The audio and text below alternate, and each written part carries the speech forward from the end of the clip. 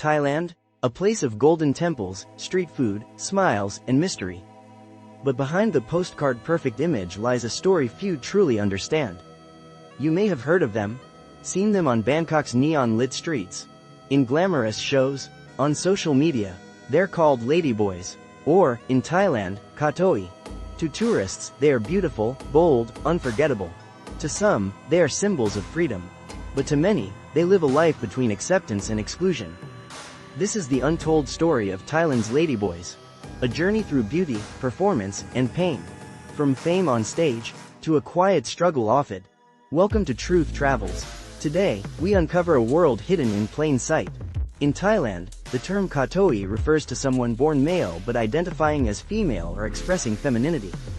Some are transgender women, others are feminine gay men, and some defy all categories.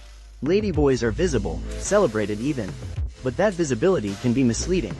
Because in Thailand, being seen is not the same as being accepted. For centuries, Kathoey have existed in Thai society. Not just in nightclubs and bars, but in traditional stories and myths. They've been dancers, entertainers, even royal court servants.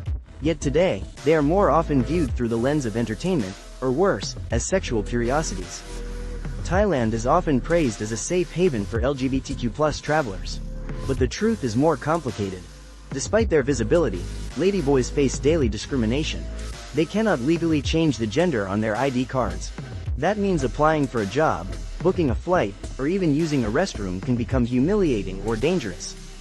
Imagine being a woman in every way, but your documents say otherwise. It's not just inconvenient, it's identity erased by law. Ladyboys are celebrated in shows, but often rejected in real life. They are accepted in appearance, not in rights. And behind the makeup and glitter lies exhaustion. One of the most common places people encounter ladyboys is in Thailand's famous cabarets. Pattaya, Bangkok, Phuket. The lights dazzle, the costumes sparkle.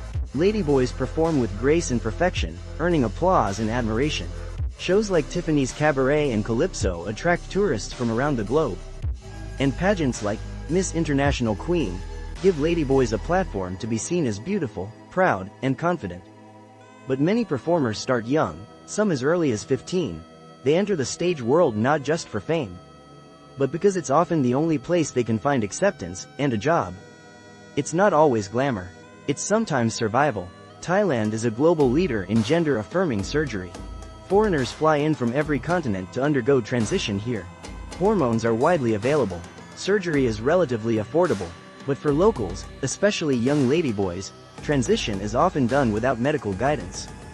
Hormones bought without prescriptions, surgery done in secrecy, and expectations driven by beauty pageants and social media perfection. Many transition in their teens. But even after physical change, their legal identity remains unchanged. No new ID, no gender recognition. They are still seen by the state as male. Trapped in a system that says, you can change your body, but not your identity.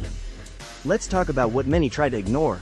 Ladyboys are often entangled in Thailand's massive sex tourism industry.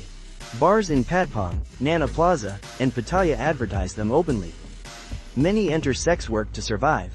Others are pushed into it by lack of opportunity. Tourists, mostly older men, come with money, power, and curiosity. Some treat ladyboys as fantasy. Some offer short-term relationships. Others exploit the power imbalance. It's easy to romanticize, but often, these relationships are not built on love. They're built on economics, on need, on roles that feel like acting. For many ladyboys, the line between performance and personal life is blurry. Too blurry. Thailand is a Buddhist country. And Buddhism, at its core, teaches tolerance. Rebirth.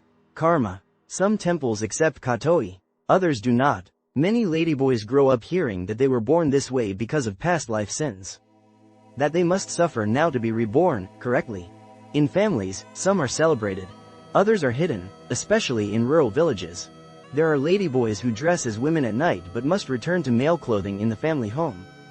Living a double life to protect their parents from shame. The emotional toll is enormous. And yet, they smile. Want to work in government? Not allowed. Police force? Army? Denied.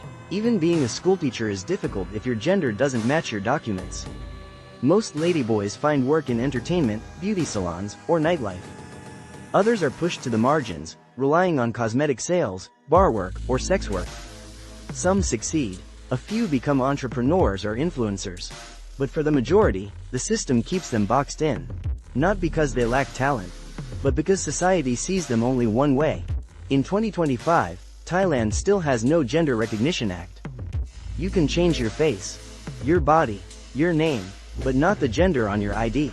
This affects housing, loans, healthcare, and safety. Even visiting the hospital can be traumatic if staff don't respect your identity. Ladyboys often face higher risk of HIV, but stigma keeps many from seeking help. And mental health support? Rare, expensive, underfunded. Nonprofits try to help, but face resistance. It's a silent crisis, happening in full view, but not all is lost. A new generation of Thai trans women are speaking out. Activists, TikTokers, YouTubers. They are reclaiming the word Katoi and pushing for visibility beyond the stage. They talk about real issues, mental health, consent, education. They organize, protest, educate. Change is slow, but it's coming. Schools are beginning to discuss gender. Some politicians are listening. It's not just about beauty anymore.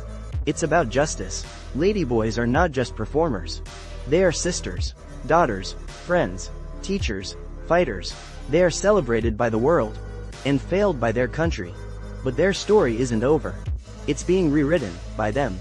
If you believe in stories that reveal what travel brochures never tell, if you believe in voices that deserve more than applause, then subscribe to Truth Travels. Because here, we don't just explore places. We expose truths.